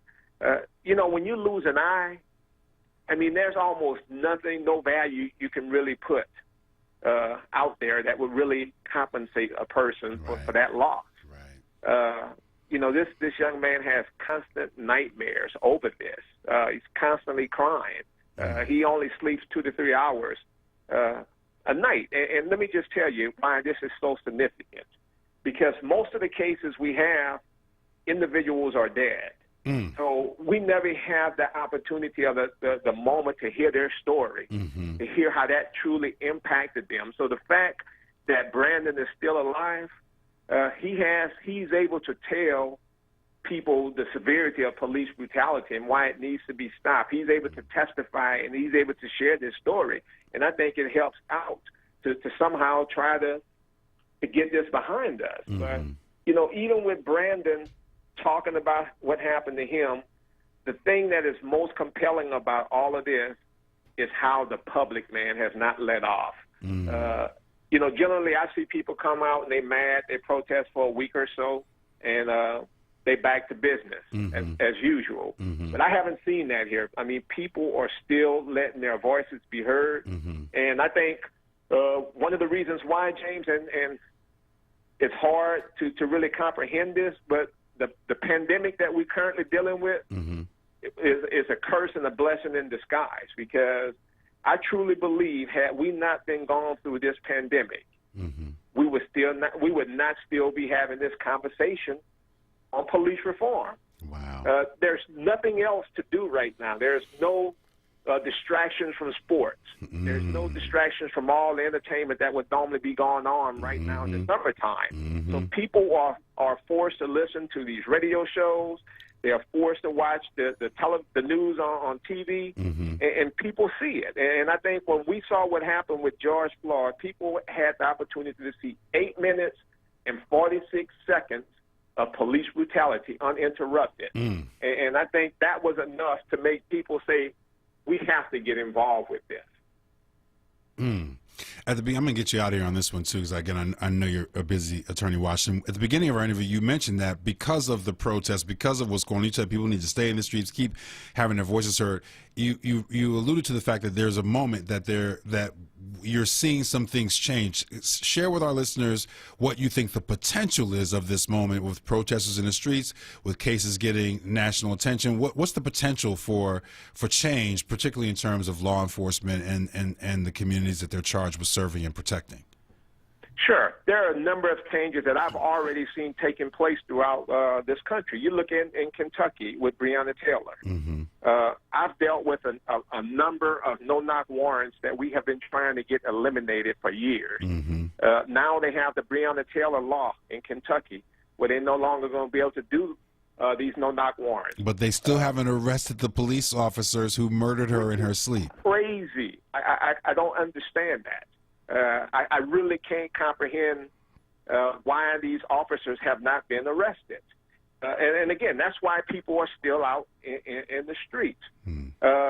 Qualified immunity. There's been a lot of talk about getting rid of qualified immunity. Can you explain to our listeners briefly what qualified immunity is? We talk about it on the air sometimes, but I haven't had a legal mind yet explain exactly how qualified immunity operates in general for law enforcement officers who are charged with brutality. Sure. And just little brief history. Back in 1871, when we had newly freed slaves, you remember the KKK was out there killing people. And they came up and they gave newly freed slaves the right to bring action against government entities. That was later codified into Section 1983, where you were able to bring these excessive force cases for a violation of the Fourth Amendment. Well, within the Section 1983, which is codified, there is no discussion about qualified immunity.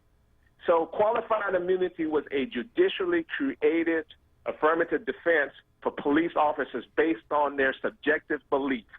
This is why we always hear, I thought he had a gun, or I was in fear of my life. That's all they have to do. And unfortunately, with the qualified immunity, judges give police officers the benefit of the doubt.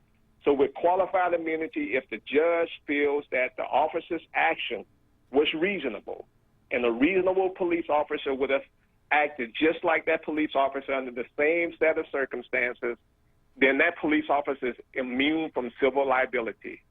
And let me tell you why this is so critical. We hear these cases, James, when most times the victims are dead. And there's no witness, there's no video cameras.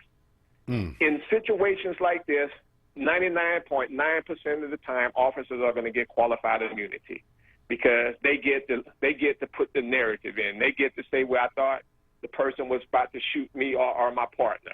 So qualified immunity acts as a ban against civil liability. So that is something now that people are discussing. People are saying, listen, qualified immunity is too subjective. This is something that a jury should have to decide, not just an officer based on his or her subjective belief.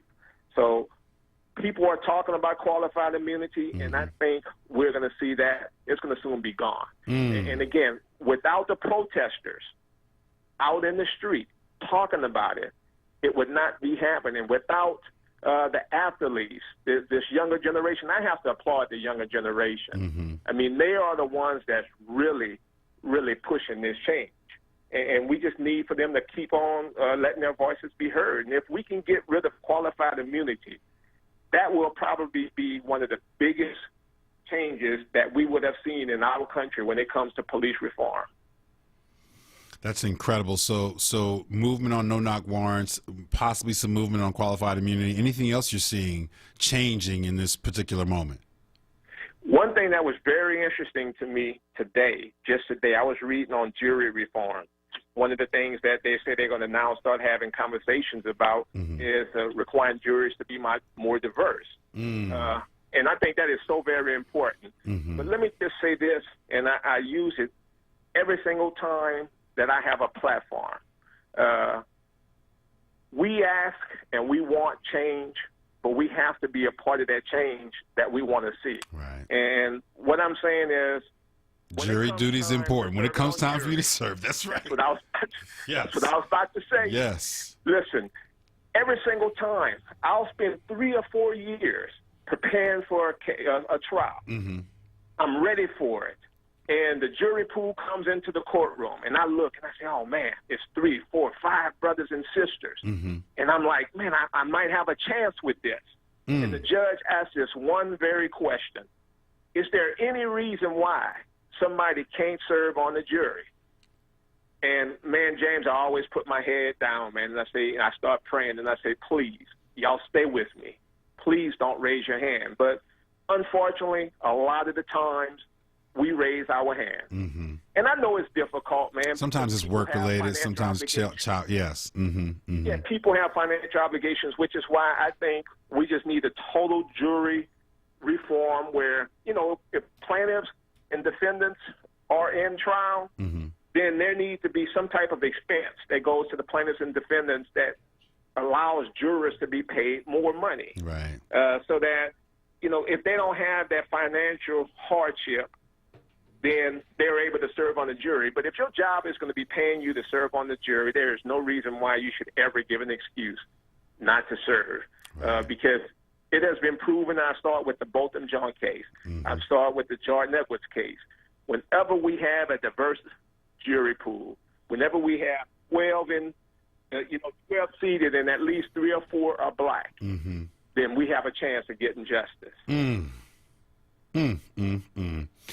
Attorney Washington, I really appreciate your time tonight and for you just sharing your insights on this case. Will you come back on this program, when you've made whatever the next step is in Brandon's case? Because now our listeners are going to know what happened with Brandon. So I hope you'll come back on and share what you can with us as you make progress with this very, very important case. I'm a friend of the show. Anytime you need me, I love to come back, and I will definitely keep you guys updated with Brandon and all other cases that are happening in Dallas and throughout the country. Thank you, good brother. My guest has been attorney Darrell K. Washington. He's the managing partner of the Washington law firm PC. Attorney Washington represents clients with civil rights violations, including police brutality and wrongful deaths. Mr. Washington was Attorney of the Year in 2007, and he resides and practices in Dallas. If I have time, I'm going to go to the phone lines before this next break. We're going to take Brother Prince from Schuylkill. Brother Prince, welcome to Tonight on Word. Hey, good evening. How are you? I'm good, brother. How you doing? I'm doing great. I just wanted you to write 4 things down for me, and then I want to answer for those 4 things. So there's 6,500 police officers. That's number 1. They work in 3 shifts, 7 to 3, 3 to 11, and 11 to 7. And number 3 would be there's 1.5 million residents in Philadelphia. So my last question would be, at what point in time do you have an adequate enough police to govern over 1.5 million people? And if you don't have an adequate enough amount of police, then what are you paying for?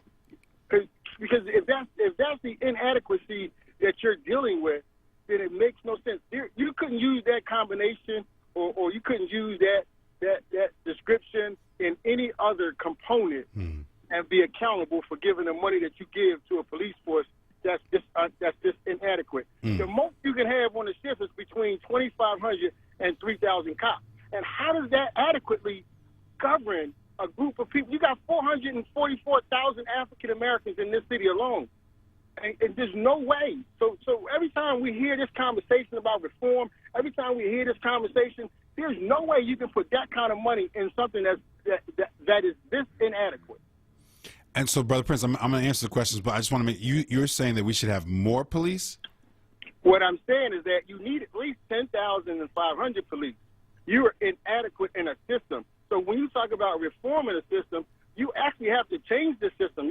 You're not talking about the brutality that's just caught up in the system. You're talking about the behavior patterns. You're talking about the fear. You're talking about the insecurity. They get hazard pay because they go in neighborhoods that they are scared to go in because those neighborhoods are violent neighborhoods. But if that's the case, then you have to restructure this because we're not getting what we're paying for. That's what I'm saying.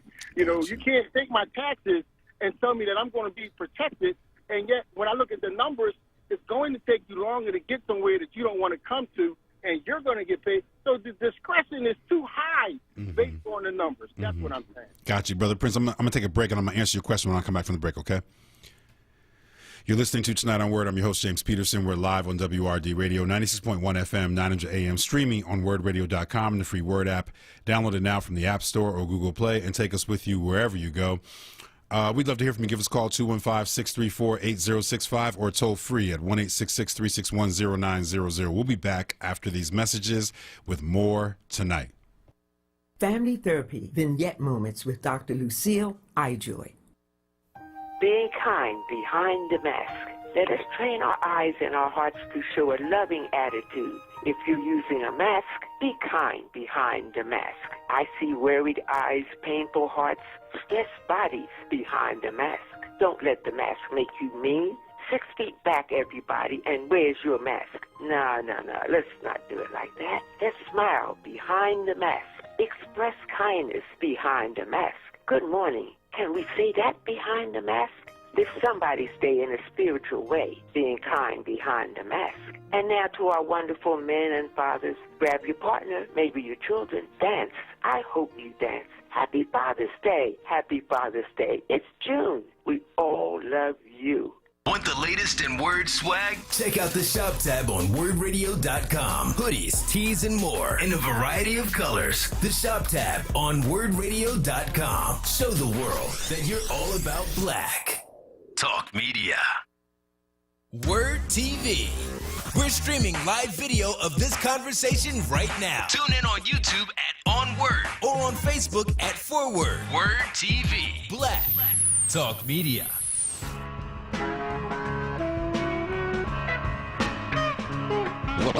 Welcome to Tonight on Word. I'm your host, James Peterson. We are live on WRD Radio, 96.1 FM, 900 AM, streaming on WordRadio.com. Download the app from the Google Store. Best game to, give her my best cap, but she kept on snapping her fingers like. I said, you know what, girl? You crazy. Then she asked me what he said. What did the Asian say? A peace of mind. That's what the Asian said. I needed divine intervention was his religion, and now a surprise. Him believing in Buddha, me believing in God. Asked me what am I doing? He said taking my time. Meditation is a must. It don't hurt if you try. See, you're thinking too much. Plus you too full of yourself. Worried about your career. Ever think of your health? What did the Indians say? A piece of land, that's what the Indian said. I needed the man, telling me longevity's in the dirt. Buy some property first, profit a better dollar with generational perks. Equity had its best, really you should invest. These tangible things inspired, don't you expect? Income with so much outcome, and yes, look at my heritage, we blessed. A piece of nookie, that's what the black man said. I needed to push me to the limit, satisfy my hunger, do it all for. That's Untitled number 3 by Kendrick Lamar. You're listening to Tonight on Word. I'm your host, James Peterson. We're live on WRD Radio, 96.1 FM, 900 AM, streaming on WordRadio.com and the free Word app. Download it now from the App Store or Google Play and take us with you wherever you go. We're going to go back to the phone lines. Up next, we have K. Sahu from North Philly. I know I mispronounced your name, so please, once again, can you tell me how to pronounce your name, please? Good evening. Good evening. Yes, it's Ka Sahu. Ka Sahu. Ka Sahu from North Philly. How you doing, good brother? I'm doing pretty good. How are you, Doc? I'm good. I'm good. Listen, I like the attorney you just had on, but he left out a lot of things. The police department is operating under no constitution. You can tell by their actions. Number 2, they have immunity. And immunity is unconstitutional because it prevents remedy. And that's what the courts are actually there for, to get a remedy to a problem. And when you got cops that are above the law with no constitution, you're going to get just what we get. You can train them to be anything you want them to be, and they will still act like what an apartheid police force because of the legality of a lot of things that we're under that's not legal. A lot of rules, regulations, they're on the books, and they're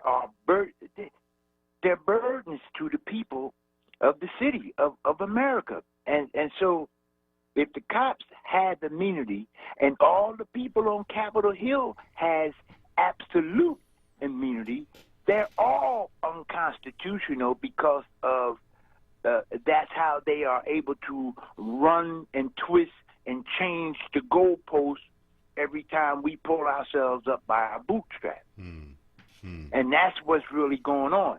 You check it out. If you look at the policeman's action, immunity created the blue code of silence because once they had immunity on their backs and they were saying, yeah, man, we can do anything we want to do. That's when they started the blue code of silence to get the good cops to fall under their thumb. Because once you and me stand there and we see Cop X beat the heck out of somebody and put a knee in their neck and we don't say nothing, we're no longer good cops. And that's how easy it is for that type of cancer to spread in any department. And if we have institutional racism, like I said before, you can't fix parts of it. You got to fix it all. You got to fix it all, or ain't nobody coming home. We're going to be right back here on the plantation, just like Al Sharpton had us marching for 50 years, and we still on the plantation. Thank you, Doc, for taking my call. Thank you, Brother Kasahu. Appreciate that. I'm going to circle back to Prince's question, too, before I take one more call and we'll go to our guest. Brother Prince, I'm not right now, the way I see things, I can't, I just can't get down with advocating for adding more police. Now, I agree with you that there may be problems in a city like Philadelphia that require more personnel to address. I think that when you look at the data, even if you have those 6,500 law enforcement officers, the large majority of them on a regular basis are not dealing with like life and death situations. What needs to happen is we have to rethink what policing is. And we have to provide more options especially for folks in our community, to get assistance and services that don't require law enforcement to make an intervention. And so we need people who maybe they need law enforcement officers there for security, but some of these things require social worker interventions or psychological interventions or straight up health care interventions or de-escalation and mediation techniques. And maybe there needs to be a law enforcement there for security purposes, but maybe every intervention, every 911 call doesn't need to be answered by a law enforcement officer. But when I think about the challenge and the activists who are organizing against this right now, and I do defer to them because they've been working and researching and in the streets longer than I have on these issues, they're not asking for more police.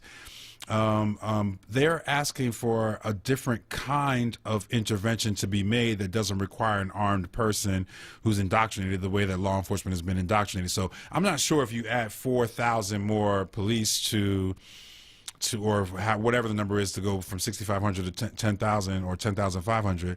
I'm not sure if that would answer all of our challenges and all our problems. Right now, we're going to stay on the phone lines. We're going to go to Wade from West Philly. Wade, welcome to Tonight on Word. Dr. Peters, how you doing? I'm good, sir. How are you? Okay, well, let me say, we're up to 198 homicides in Philadelphia. Did you know that?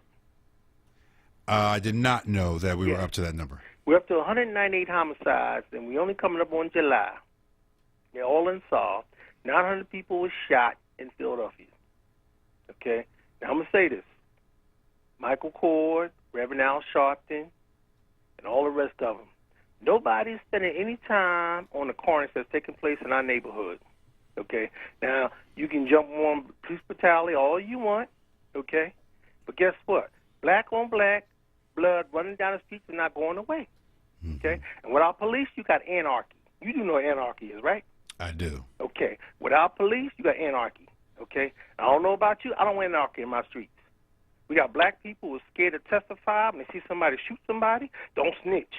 Okay, I don't want that in my streets. Okay? So before you can talk about police brutality, you got to clean your own house first. Okay? Now, nobody's talking about that. Okay? We're up to 200 homicides already here in Philadelphia. You had 83 people killed last night in New York. That was on news tonight. 83 people were shot dead in New York City last night. Okay? I listened to Larry, Elder, all the Republicans. Okay? And much as I hate to disagree with them, they're telling the truth. How you want to talk about Black Lives Matter when you're killing your own people? Ain't nobody speaking out on it. All right? Until you clean your own house, man, you can't talk about no Black Lives Matter. You're killing your own people. I got a drugstore up the street from me at 56 and Market, Rite Aid. Still ain't opened up from the looting. They're closed. There ain't no drugstore now.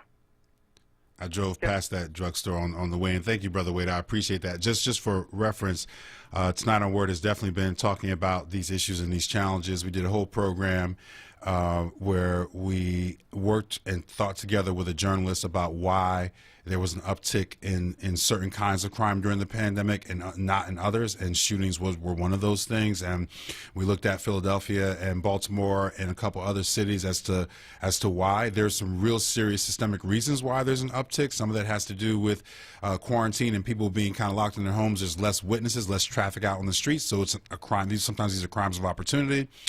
There are other reasons. I'm not going to remember them all, but some of it also is because there are community organizations that do work in the city of Philadelphia that make specific interventions around de-escalation and mediation, for young men in our communities, and those organizations can't do their work during the pandemic, and some of them actually I think are going to lose funding because of the erosion of the tax base as a consequence of the pandemic. So there are some reasons why we're seeing that uptick, but we certainly have been talking about those issues here at WRD. Also, just keep in mind that when we are talking about education, when we're talking about housing, when we're talking about food deserts, all things that we've talked about here on this program, we are talking about what you refer to as black-on-black crime. So there are a lot of structural issues that impact the violence in our communities.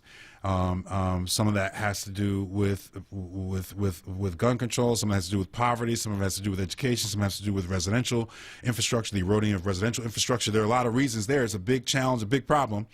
But we certainly do try to talk about those things, and we'll continue to do that. Right now, though, it's time for Meditation Mondays. So I want to bring onto the program my good friend, Dr. Carol Penn, who is the CEO and founder of Penn Global Visions, a health and education multimedia firm, changing the world one meditation at a time. Dr. Carol Penn, welcome back to Tonight on Word. Oh, it is a pleasure to be back. And this evening, I have to say, I just got absorbed in listening to what you were bringing forward on the show. And, I've got two words, resiliency and self-regulation. All of this, when we have the police out there doing these knee-jerk responses and acting out of their reptilian brain instead of their, higher-ordered thinking skills, individually and as a collective, just knee-jerk, I'm going to survive. This is the black bodies are supposed to be destroyed. This is part of the systemic racism. This comes out of, their origins. Policing comes out of the origins of slave patrols. So, and I begin to think that, some of these problems may be fundamentally unsolvable because, it would defy the very definition, the very foundation upon which it was built. So as we're talking about defunding the police, as we're talking about, eliminating some of their immunity, what you said was we have to rethink the whole thing. And maybe some systems are supposed to die. They're just meant to die out. So, this might be one of those. But and I appreciate that insight, Doc, because we're going to have this conversation for a long time coming about violence in our own communities, about police brutality, and I don't think there are any easy solutions to either. Yes, and this is why I say, healing the world one meditation at a time. It's like we need everybody, all of us, individually. We need to take individual responsibility to cultivate our skills of resiliency and also self-regulation. Self-regulation.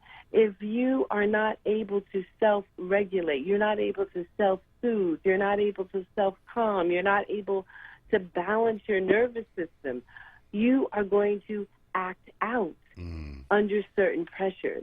And this, so this is why we need to tap into the science of meditation and use it as a tool of personal and collective empowerment. That's incredible. We are ready? Yes, let's go. Let's go. Right?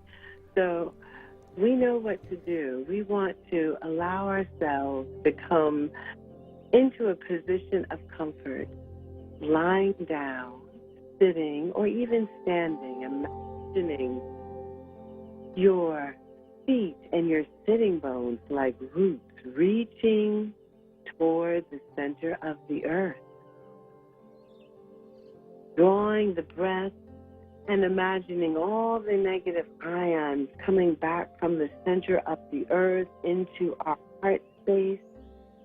Next, we imagine a golden thread attached to the crown of the head, ascending and reaching up through the heavens. And with the next breath, draw down from the heavens. And we let that breath meet in the heart center, in the elixir of love emanating from our heart. And we breathe in through the nose and out through the nose. Or we breathe in through the nose and out through the mouth. And just notice what breath feels supportive to you right now in this moment. And stay with that breath through this meditation. If the mind wanders, it's all right. That's the job of the mind, to wander. Let the mind come back, redirect it back to your breath. Your breath, your guide and your friend, your support. Let your wisdom come to you on your breath. Let your intuition be stirred and awakened in you on your breath and through your breath. Stay with it, stay with it. And just receive these words and ask that all disappointing experiences of the past that have led you to believe that life is not trustworthy or that faith is silly or immature way to deal with life be released from your mind, your body, and your heart. Ask for help and accept that you can and will attract all that is needed into your life at the perfect time and in the perfect way. Be empowered to receive all that you can receive and be in your gratitude right now. Right now, just name for yourself 3 things that you are grateful for in this day, in this moment, personal life, professional life, it doesn't matter. But let us finish together in the space of our gratitude, the magic emotion, because you can't be angry and grateful. You can't be in doubt and grateful. You can't be miserable and mean-spirited and grateful. So let's just finish this night, this Monday, resonating, marinating in the emotion of gratitude. What are you grateful for? One more deep cleansing breath together. Let it out. Even sigh it out. Let the body empty out. Let the body be renewed, refreshed, relaxed. Second deep cleansing breath. Hands on the heart. Let a smile come to your lips, and from your lips into your eyes. And let's come back and get ready to close out Meditation Monday. Dr. Carol Penn, thank you so much for your time. We'll be back next Monday, same time? Absolutely. Looking forward to it. Awesome. Thank you so much. Dr. Carol Penn is the CEO and founder of Penn Global Visions, a health and education multimedia firm changing the world one meditation at a time. She's a medical correspondent for WRD Radio in Philadelphia, where she's a frequent guest and podcaster and an artist forever, continues to direct her all-volunteer women's dance ensemble, Core of Fire. We love Meditation Mondays. I feel better already just from those few minutes, so I appreciate Dr. Penn for coming on here. That's our show for tonight, folks. We'll be back tomorrow with more Tonight.